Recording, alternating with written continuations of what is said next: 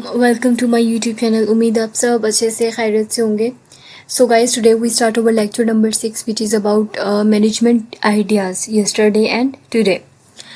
अब इसमें हमने टोटली मैनेजमेंट आइडियाज़ की बात करनी है. ये इतना लंबा लेक्चर नहीं है, छोटा सा है. जल्दी से हम पढ़ेंगे और फिर मज़े करेंगे.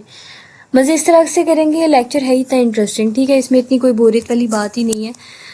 Managements connection to other field of study. अब हमने इसमें देखना है कि जो स्टडी की हमारी फील्ड है उसमें मैनेजमेंट का कहाँ कहाँ किस तरह से किरदार है, किस तरह से वो रोल प्ले कर रहा है. अब एंथ्रोपोलॉजी क्या होती है?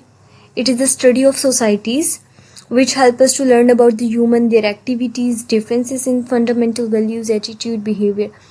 अच्छा, अब आपने देखा होगा कि अब हमारा हाथ है, 5 उंगलियां बराबर नहीं हैं. इसी तरह आप लोग 5 बहन भाई हैं, आप 10 बहन भाई हैं. 10 बंदों की पर्सनैलिटी डिफरेंट है, 10 बंदों की आदतें मुख्तलिफ हैं, 10 बंदों के काम करने का तरीका मुख्तलिफ है. तो क्या होता है कि हर बंदा personally in sense of personality वो डिफरेंट होता है. ठीक है, उसकी हर चीज़ डिफरेंट होती है. हर चीज़ डिफरेंट होने से मुराद ये होता है लाइक उसका सोचने का अंदाज़, उसका काम करने का तरीका, हर चीज़ डिफरेंट होती है. उसको हम क्या करते हैं, एंथ्रोपोलॉजी कहते हैं. और इसमें सिर्फ एक शख्स नहीं आ जाता, इसमें डिफरेंट लोग आ जाते हैं जिसको आप स्टडी करते हो. अच्छा, अब उसके बाद क्या है, इकनॉमिक. अब ज़ाहिरी बात है, आप इकनॉमिक से पहले एंथ्रोपोलॉजी में ज़ाहिरी बात है, जब आप एक ऑर्गेनाइजेशन को डील कर रहे होते हो तो आप डिफरेंट लोगों से मिलते हो कि नहीं मिलते हो. तो यहाँ पे क्या आ जाता है, स्टडी ऑफ सोसाइटीज़ के आपके इर्द गिर्द किस किस्म के लोग हैं, उनका क्या बिहेवियर है, क्या वो लोगों के अंदर जो है वो पार्टिसिपेट कर रहे हैं या नहीं पार्टिसिपेट कर रहे हैं. तो ये बहुत ज़्यादा मैटर करता है. अब बात कर लेते हैं इकनॉमिक्स. अब इकनॉमिक्स की क्या है, concern with the allocation distribution of square resources and understanding the changing economy. अब यहाँ पे इकनॉमिक्स की जहाँ पे बात आ गई, वहाँ पे माशियत की बात आ गई है कि आप कितना आउटपुट जनरेट कर रहे हो और आपका कितना रोल है एक बेटर और एक वेल्दी एक सिनेरियो बनाने के लिए. लाइक आप कितना आउटपुट जनरेट कर रहे हो एक बिज़नेस के लिए, ठीक है, एक ऑर्गेनाइजेशन के लिए. अब इसी तरह हम थर्ड बात कर लेते हैं philosophy. Examining the nature of things, particularly value and ethics. अब आप कहीं भी चले जाएं, वहाँ पर आप कोई ना कोई प्रोफेशनलिज्म को फॉलो कर रहे हैं. उन्होंने एक वो रूल सेट कर दिया कि ये इस तरह से मैनेज किया जाएगा.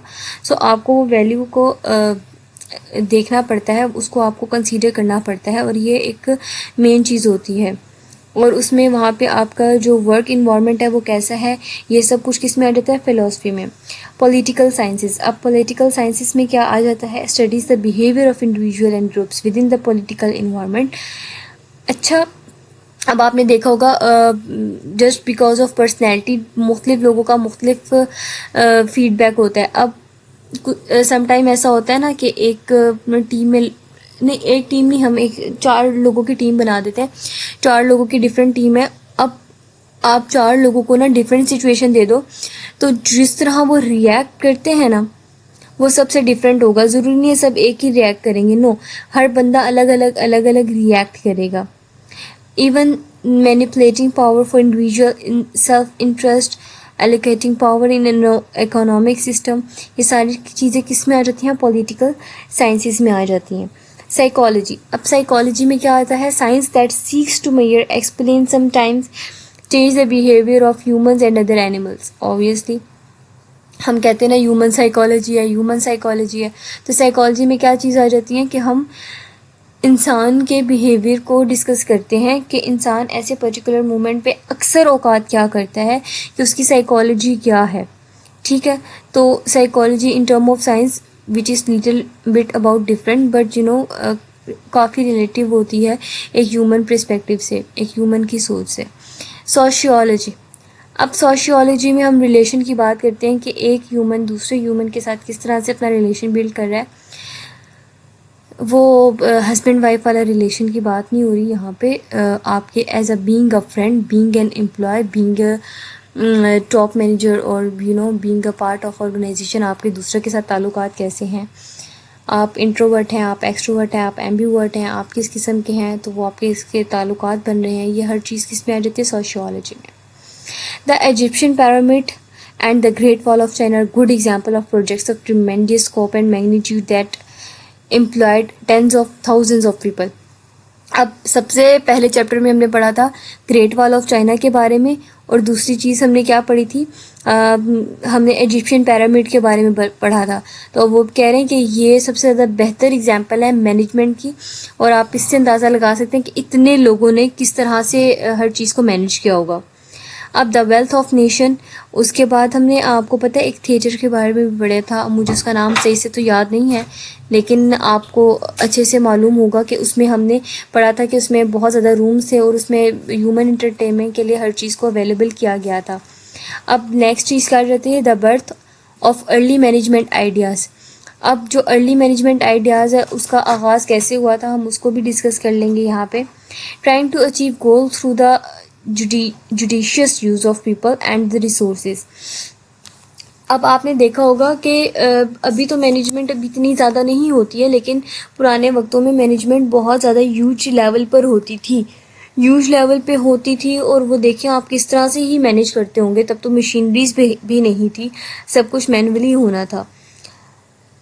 تو اس طرح سے آپ کو پتہ ہے مینجمنٹ تھیوریز میں کافی چینج ہو گیا، کافی رد و بدل ہو گیا.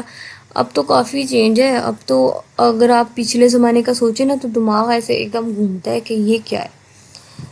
چلیں اب یہاں پہ دوسری چیز کیا آ جاتی ہے، pre classical contributors. Pre classical contributors کیا آ جاتا ہے، آئیڈیاز بیفور لیٹ 1800 سینچری. اس میں وہ 1800 سینچری کی یہاں پہ بات کر رہے ہیں. لائک جیسے Robert Owen was a British factory owner who advocated concern for the working and living condition of worker many of them young childrens. اب یہاں پر وہ بتا رہے ہیں کہ برٹش فیکٹری میں وہ کیا تھا، آنر تھا، اور وہ یہاں پہ بتا رہے کہ لوگوں کا کام کرنے کا طریقہ، ان کی جو لیونگ کنڈیشن ہے وہ ڈیفرنٹ تھی. لائک کچھ تو ایسے تھا کہ وہ بچے ینگ تھے، ٹھیک ہے. جیسے ہماری ایج میں ہمارے نظر میں کیا ہوتا ہے کہ پڑھنے والا بچہ تھا، وہ کام پہ اگر لگ گیا تو ہم کیا کہتے ہیں، ہم اس کو کیا کہتے ہیں کہ ابھی سے مطلب یہ کام پہ لگ گیا، تو یہ بچہ تھا، اس کی پڑھنے کی عمر تھی لیکن ابھی کیا ہے کام پہ لگ گیا.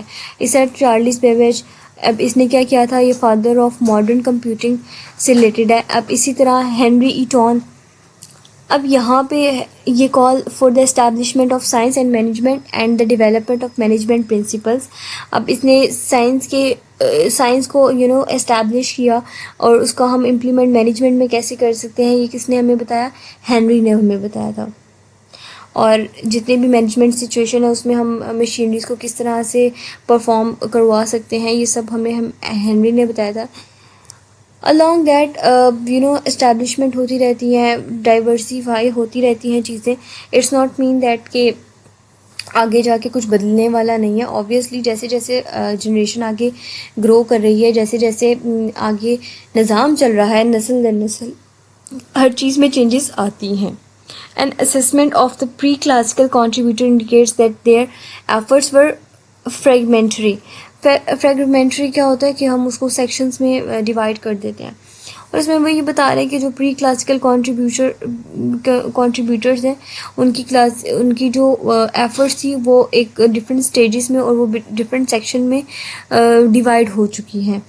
تو یہاں پر ہمارا جی گائز لیکچر ہو گیا اینڈ امید ہے آپ کو سمجھ آ گیا ہوگا اچھے سے.